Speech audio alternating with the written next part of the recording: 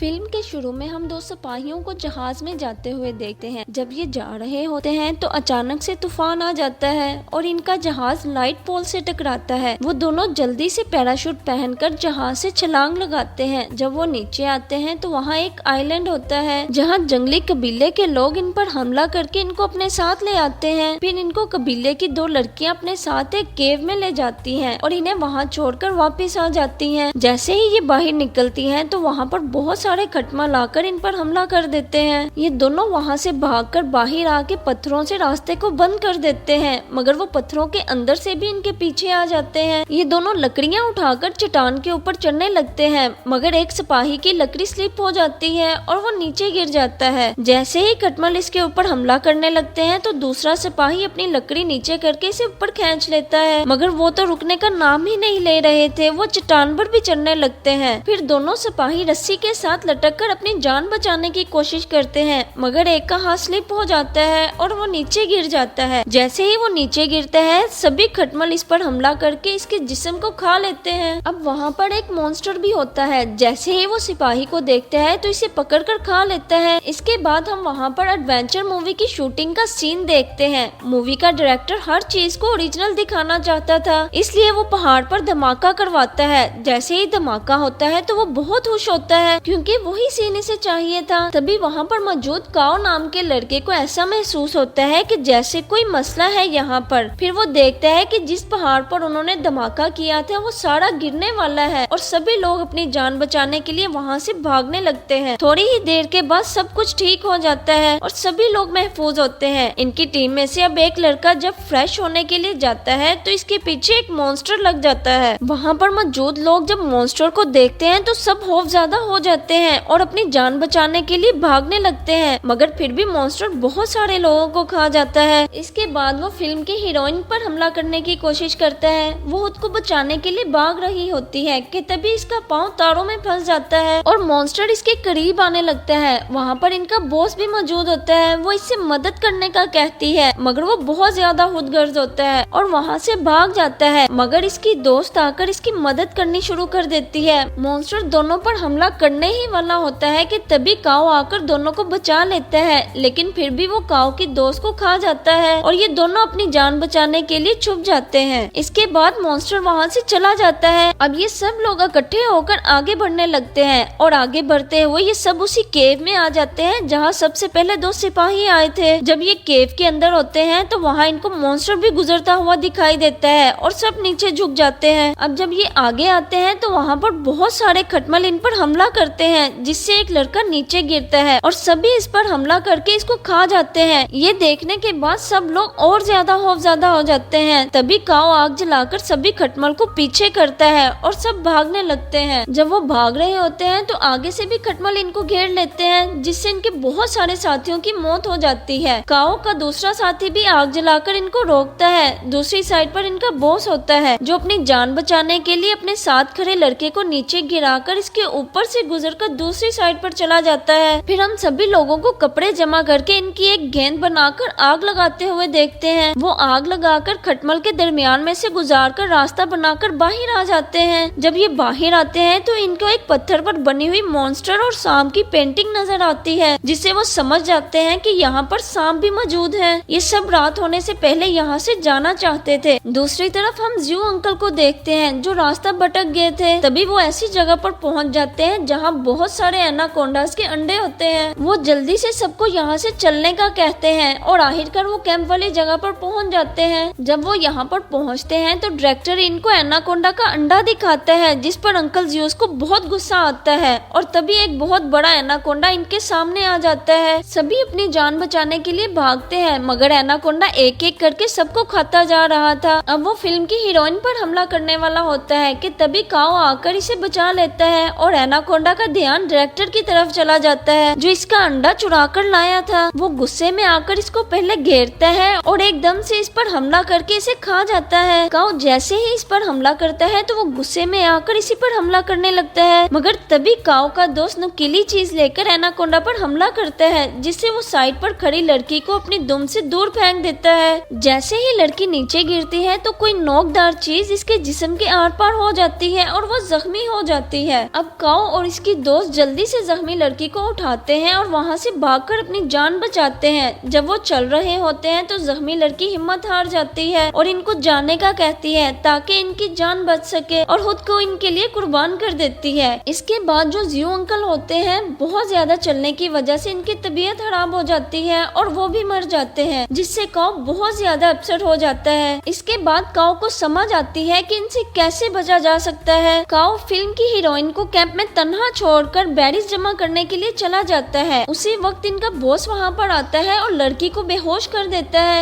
इसने कुछ लोगों को बांधा होता है। जब काओ इनको देखता है तो बॉस पर हमला करके सभी लोगों को बचा लेता है। फिर बॉस लड़की के सामने गन कर लेता है। तभी काओ इसके सामने आकर इससे गन छीन लेता है, लेकिन अपने बॉस को कुछ नहीं कहता और सब वहाँ से जाने लगते हैं। तभी बॉस हॉर्न की मदद से मॉन्स्टर को बुलाकर इन पर हमला करने का कहता है, मगर वो बॉस को ही खा जाता है। बाकी के लोग भाग कर जल्दी से दरिया के किनारे बोट के पास पहुंच जाते हैं। काओ इन सबको बोट में बैठकर जाने का कहता है और साथ ही लड़की को गन देकर अपनी हिफाजत करने का बोलता है और फिर मॉन्स्टर को मारने के लिए चला जाता है। जैसे ही काओ जाता है तो मॉन्स्टर वहाँ पर आ जाता है। लड़की गन की मदद से इस पर हमला करती है, लेकिन इसे कुछ नहीं होता और वो आगे बढ़कर इसी पर हमला करने लगता है कि तभी इसका दोस्त इसको पीछे करके खुद सामने आ जाता है। अब काओ आकर मॉन्स्टर पर बेरीज ब्लास्ट करता है, जिसकी स्मेल से बहुत सारे एनाकोंडास वहाँ पर आ जाते हैं और सब मिलकर मॉन्स्टर पर हमला करके उसे मार देते हैं। इसके बाद काओ और बाकी के लोग बोट में बैठकर चले जाते हैं और इसी के साथ फिल्म खत्म हो जाती है। Please subscribe and like my channel.